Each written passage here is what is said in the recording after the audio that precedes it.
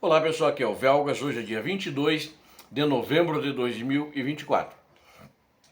A Rússia atacou ontem pela manhã a cidade de Dnipro, na Ucrânia, com um míssil balístico experimental, que vamos analisar aqui o que isso significa e os efeitos desse ataque. É a primeira vez que esse ataque é feito com esse tipo de míssil, que é um míssil balístico de grande porte, capaz de carregar inclusive ogivas nucleares.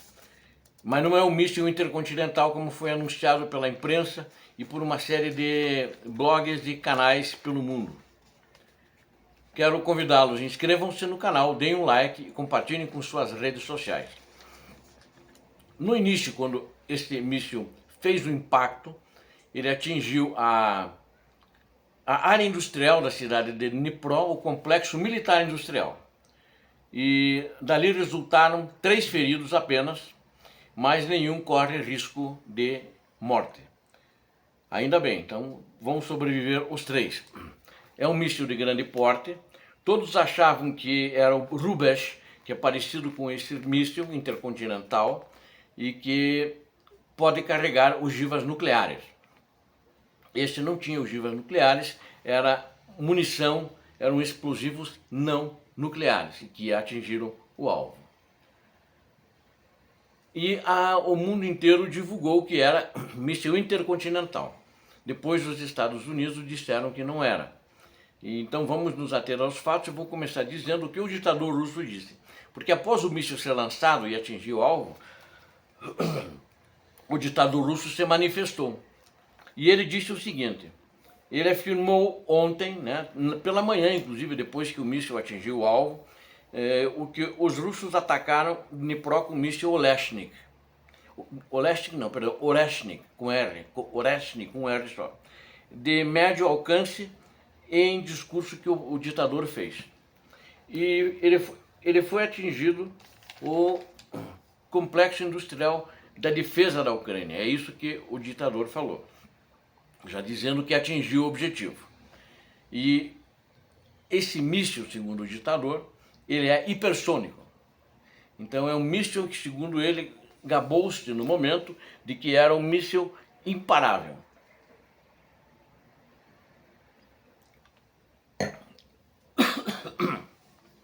Ele disse isso no seu discurso.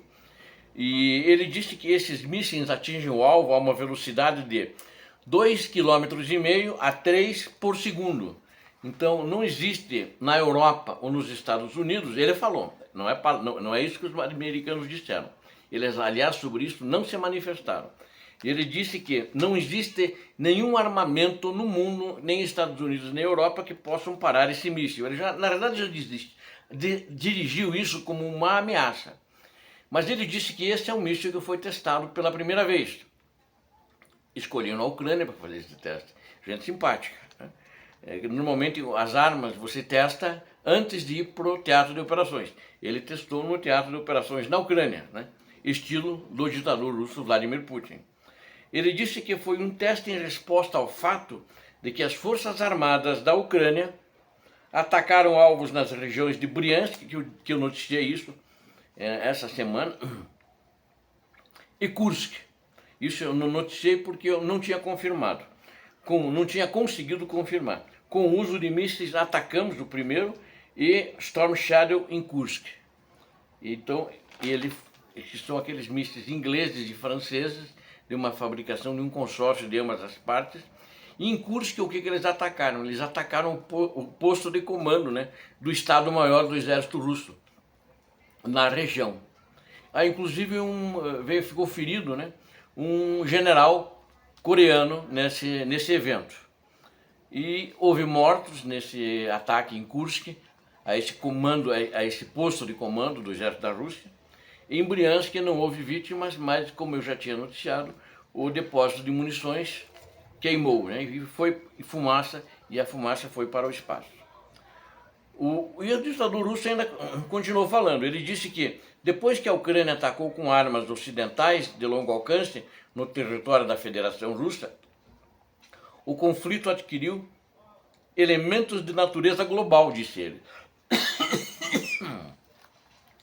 E consideramos-nos, ele ainda falando, no direito de usar as nossas armas contra as instalações militares, né, agora não se dirigir à Ucrânia, dos países que permitam que suas armas serem usadas contra nossos objetos e instalações. Desculpem.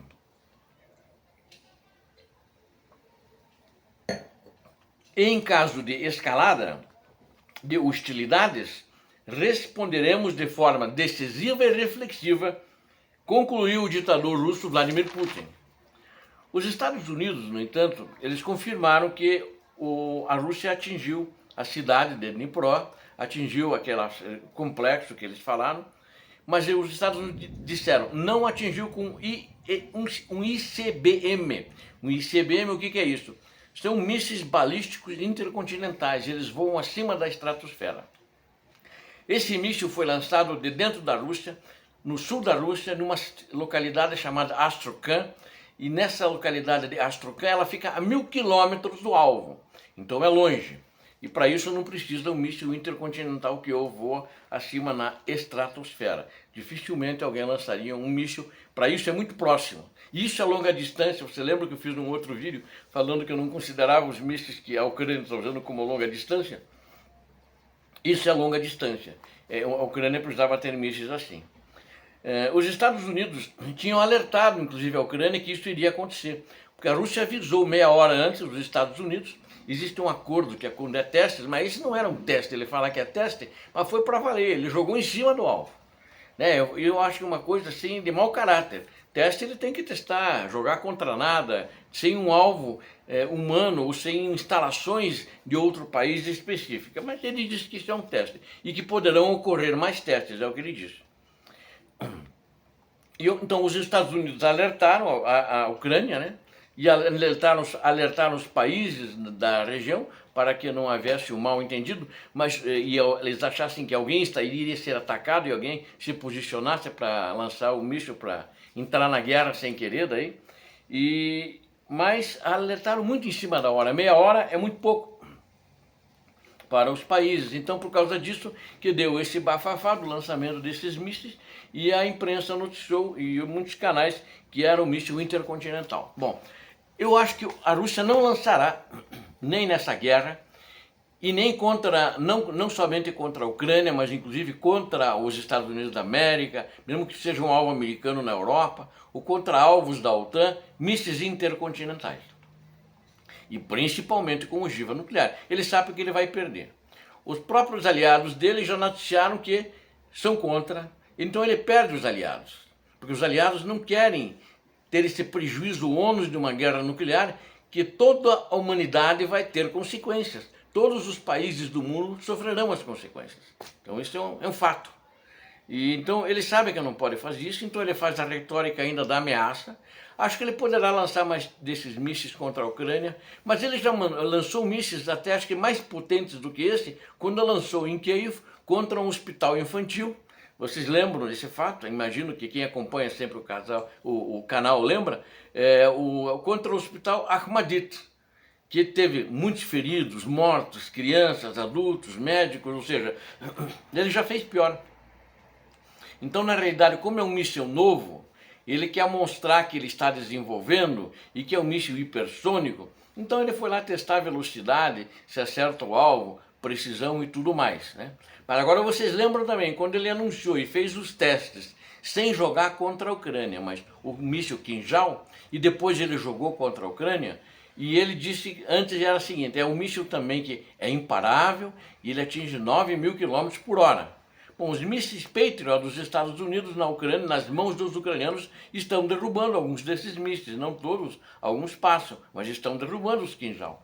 Só que os Kinjal não voam a 9.000 km como o ditador russo se gabava. Eles voam no máximo a 3.000 km.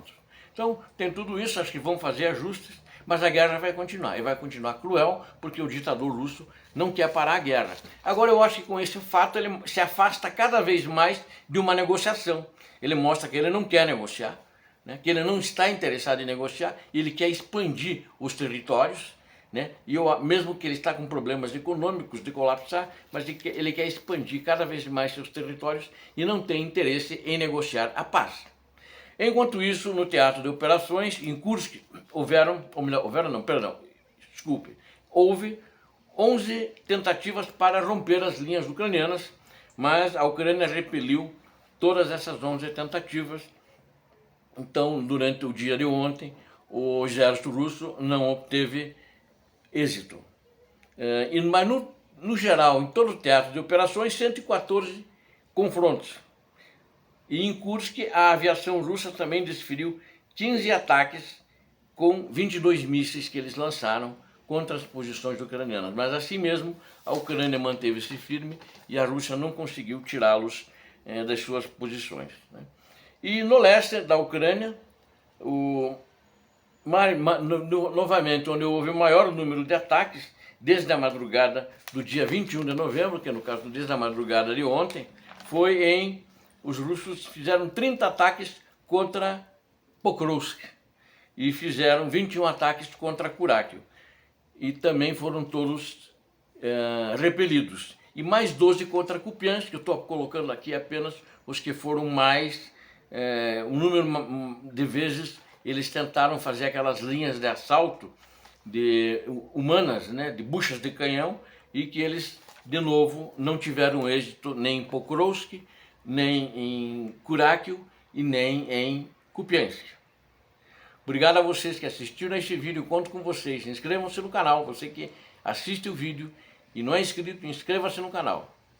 Deem um like, compartilhem com suas redes sociais, façam seus comentários, eu conto com vocês. Deus abençoe a todos vocês, Deus abençoe a Ucrânia, Deus abençoe o Brasil. Paz e bem, paz para toda a humanidade.